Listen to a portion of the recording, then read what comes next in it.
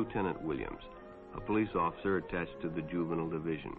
I'm on my way to Monroe Junior High School to talk to a group of young people. That looks innocent enough, doesn't it? Lots of young people hitchhike. Seems like a good way to get from one place to another. But sometimes there are dangers involved that never meet the eye. Let's take the case of Jimmy Barnes. Jimmy played baseball all afternoon, and he didn't feel like walking home, so he decided to thumb a ride.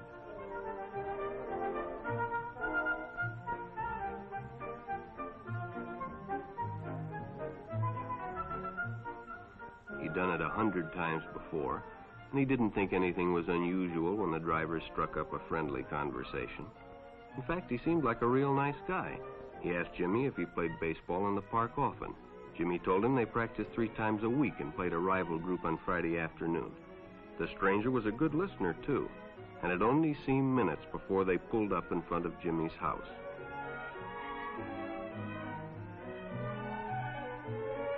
When Jimmy got out, the stranger gave him a friendly pat.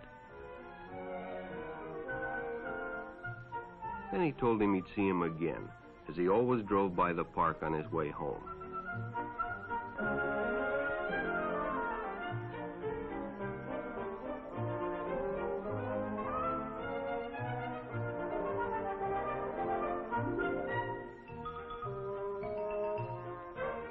Sure enough, the following day, when Jimmy finished playing ball, well, the man was there waiting.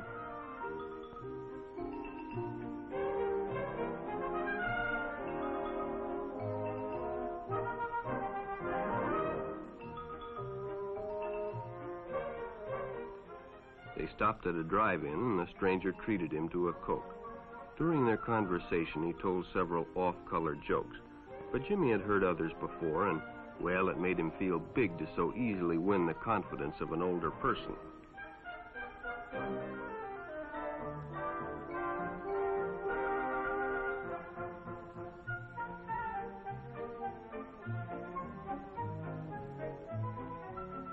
The following Saturday, they went fishing together.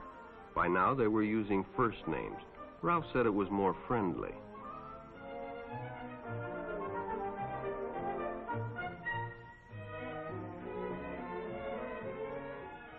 Jimmy hadn't enjoyed himself so much in a long time.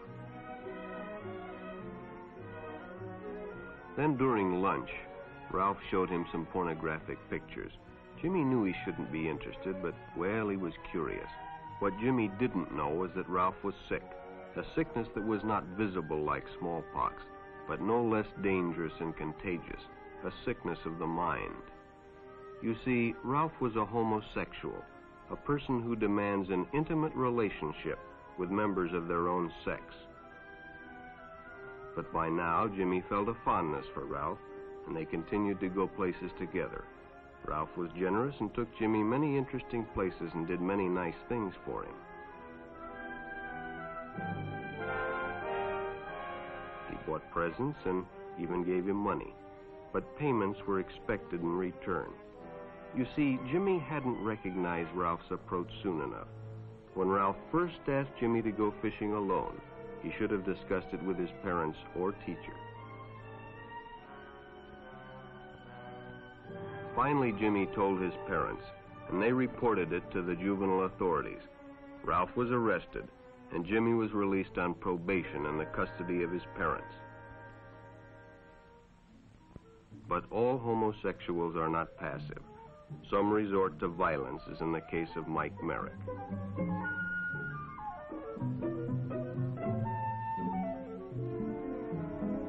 In the heat of competition, no one noticed the man who sat and watched. And when the game broke up and the others left, Mike decided to stay and practice a little longer.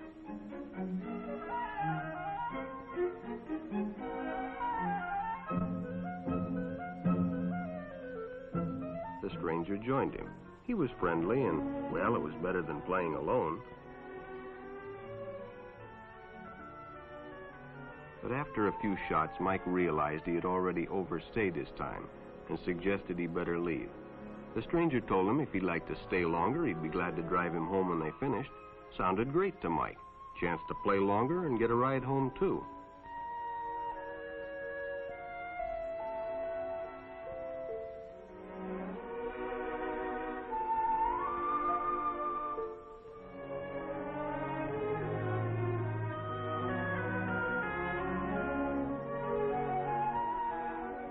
they finished, the stranger told him he'd make a fine player someday if he got lots of practice.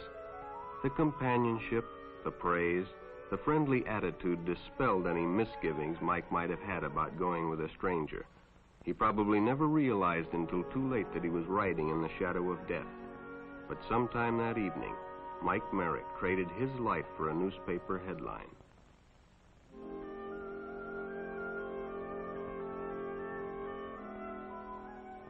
As Denny and Jerry got the papers ready for Jerry's afternoon delivery, they only casually noticed the two boys that raced by in the afternoon traffic, and they didn't pay much attention to the car that drew up shortly afterwards until the man called them over.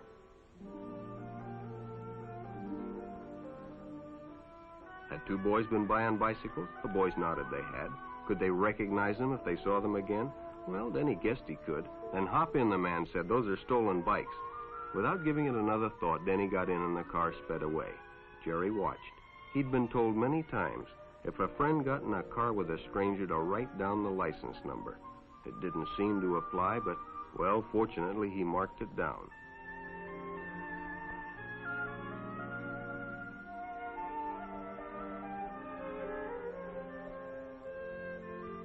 When he delivered a paper to Denny's house, he asked his mother if they'd caught the boys that had stolen the bicycles. Denny hadn't returned, so he told her the story and gave her the paper with the license number.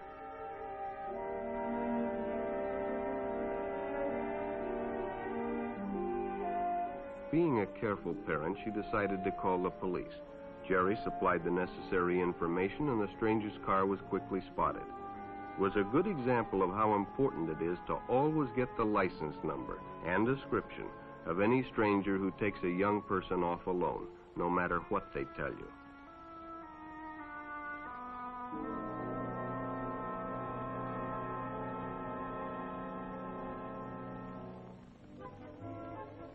Public restrooms can often be a hangout for the homosexual.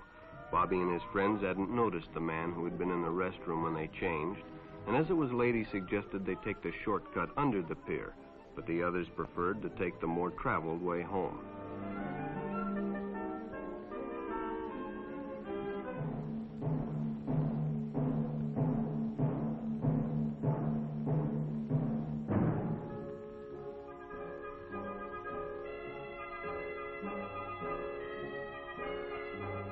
When Bobby recognized the stranger as the man in the restroom, the shortcut under the pier didn't seem like a good idea at all.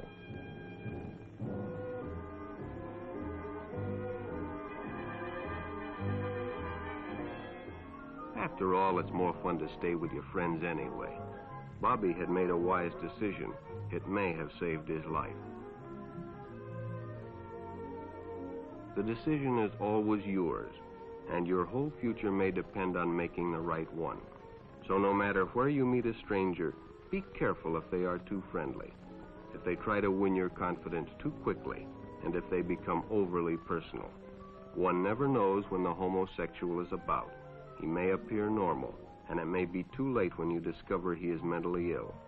So keep with your group, and don't go off alone with strangers unless you have the permission of your parent or teacher.